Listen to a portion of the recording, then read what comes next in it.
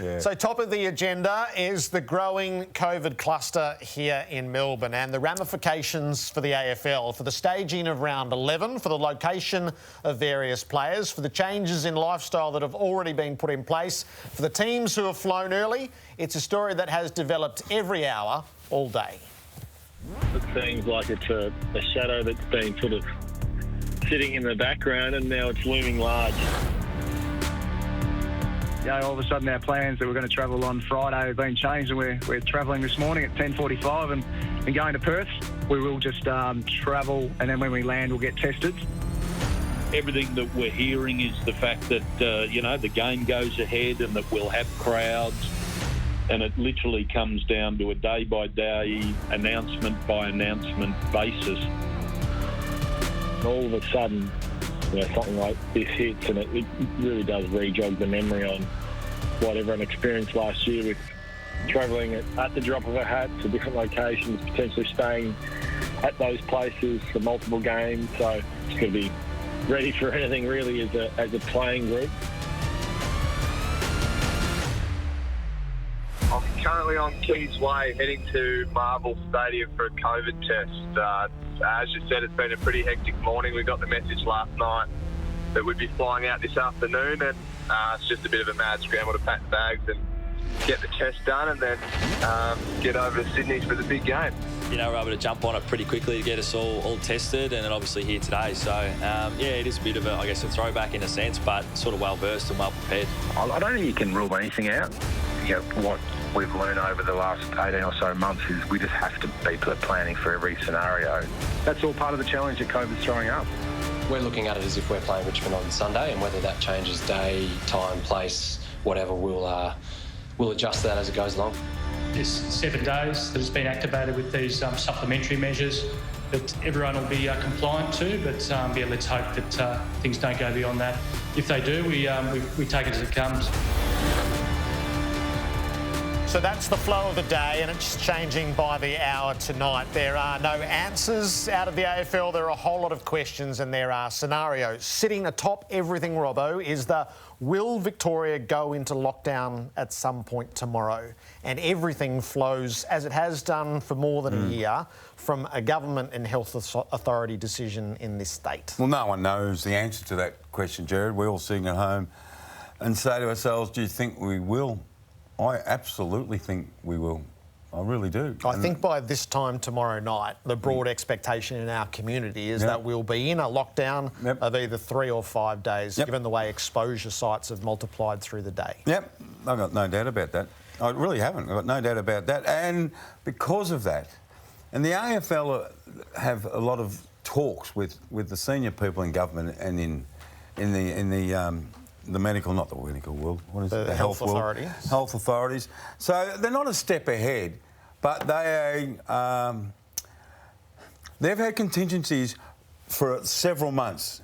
But as it gets to red alert, those contingencies, they're ready to push those buttons, mate. I don't think the AFL's information tonight is as precise as it was at the same time last year. I think there's a bit of guessing going on as if there's a lockdown, what time does it start?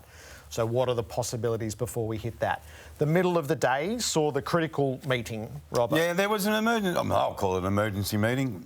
They won't. The AFL won't. I'll just say it was an expected meeting. Gil McLachlan today at lunchtime had a meeting with all 18 chief executives and basically outlined that everything is back on the table.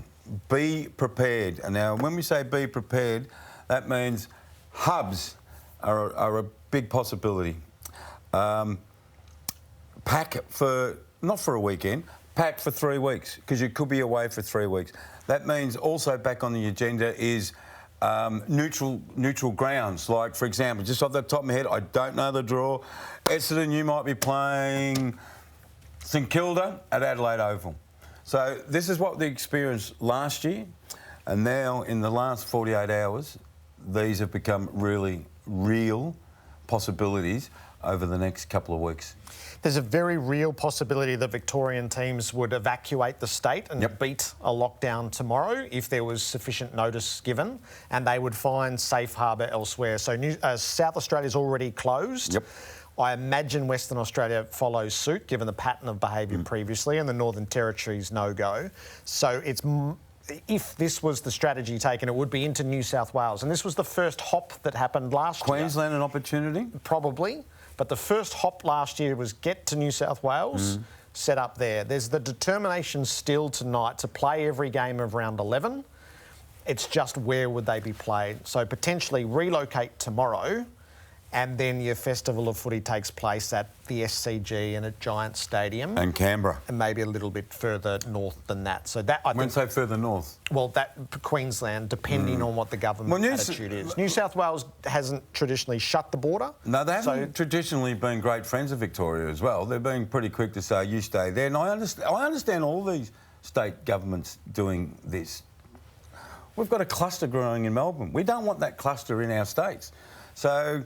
You know, Queensland was really, really kind to the AFL and Victorian clubs last year, so yeah, they could be back on the agenda. And for those sitting at home, we're not saying this is going to happen, but these are all the push and emergency buttons that are now on alert at AFL and all 18 clubs. Now, tomorrow, there's no doubt that Gillon McLachlan will have another meeting with the club CEOs and outline with more information what is going to play out over this weekend and over the coming weeks. So round 11 looks like this at the moment. We've broken these into a few categories. The unmarked are obviously the games that will be largely unaffected.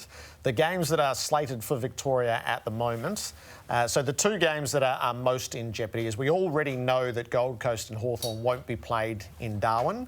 It's still possible that it would be played elsewhere, but it won't be played in Darwin. So in the green are the Victorian games that it is inconceivable now that there would be crowds at these games if they did go ahead as scheduled. So the Bulldogs in Melbourne on Friday night, Collingwood and Geelong, St Kilda, North Melbourne. At various stages today, the Sports Minister, the acting Premier said there would be crowds this weekend at the footy.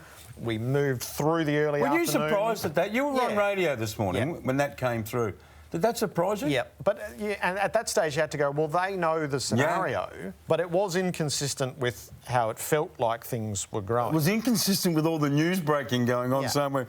Because we started out with sites, northern suburbs, high north of Melbourne, okay? And then it's breaking news, and it's all around the city of Melbourne. I'm thinking, are we really going to allow 40,000, 45, 50,000 people to go to Marvel Stadium on a Friday night? How is this possible?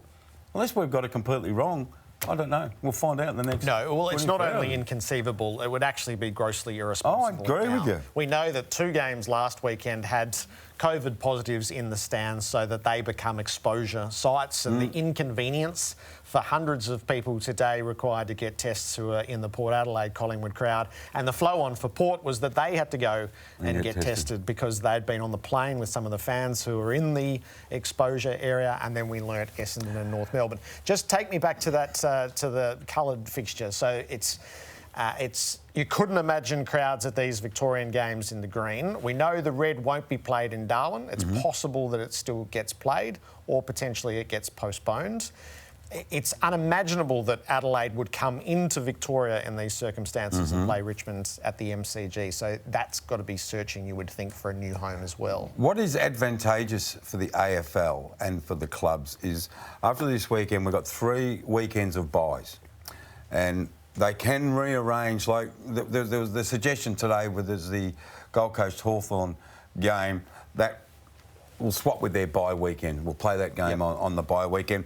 So the AFL will be able to juggle their rounds over the next month, which they've done before. They did it last year. You reckon we'll have a Festival of Footy? Is a possibility? You could potentially do that with... The most extreme scenario is you put the bye this weekend and go, it's all too close to game time. Stop, relocate, and then just rejig your fixture for 4 weeks of full games. Did you just bury the lead? I mean, no, I don't think that's an opinion. I don't think that's been contemplated really. But because of what you just identified, there is a bye for every team, is if it got really sticky tomorrow, that you could give either a big set of teams the weekend off, if you couldn't get out of Victoria, for instance, and then figure it out after, or you could actually not play the round. I don't think that's where No, but your scenario, Gerard, would be a scenario that the AFL has considered. So whatever happens in the next 24 hours, not whatever, it depends on what happens in the next 24 hours here in Melbourne. If we wake up and Brett Sutton announces mid-morning there has been another 33 cases overnight, I could see your raising of the possibility of we're not going to have footy this weekend, we're going to have a 6-day lockdown, 5-day lockdown, righto, everyone pause. I could see that as a possibility. I'm not saying it's going to happen, you're not saying it's going to happen, but what plays out over the next 24, 36 hours is just enormous here in Melbourne. So the preemptive strike was to get Essendon over to Perth this morning because the government had laid down, get there, get tested. Once you're tested, you're out of isolation and fine. So those are the parameters. So that game could go ahead. Carlton got themselves out there in New South Wales. They're settled tonight. So that game can definitely go ahead. Hawthorn didn't get out to the Northern Territory. That's why the Darwin game's not going ahead there. They were scheduled to fly earlier tomorrow, but that's proven not to be early enough. Is it possible, Gerard, that if the Western Australian Premier, and he's been, quick draw McGraw for 12 months, if more games, Victorian clubs, so for example, Essendon, you go to Perth, you play Western Australia, you play West Coast, you stay there for 3 weeks. We will fly clubs to there for you to play games in Perth. I think that's a strong, not strong, I think that is a reasonable proposition. If Western Australia doesn't put the borders up and stays at the isolate, get tested once you're through, I could see half the comp going there and half the comp going to New South Wales. Absolutely. As a 4-week solution to play the next set of games and let things settle in Victoria. And it might only be 2 or 3 weeks that's required. But if McGowan goes the way that he has the whole way through, he'll follow South Australia's lead and slam the border shut in the coming hours. And then we lean on Sydney and New South Wales and Queensland again. Yeah, so we see. And then what happens at Clubland, so all Victorian-based players were put into the same protocols as last year, so only leaving the home for 4 reasons to limit exposure in the community. So the AFL players are essentially in lockdown right now. We asked Jack Revolt last night, Jack, have you been given any direction from the club or the AFL to do anything differently? He goes, no. I wake up this morning, players, you're effectively in lockdown. That's how much it quivered. That was, 8 o'clock last night? And Port Adelaide had to go into isolation and get tested, and once their negatives come through, they're out again. And the Bulldogs went through this 24 hours earlier, so they were in isolation. They've all tested negative. They went back to the club today.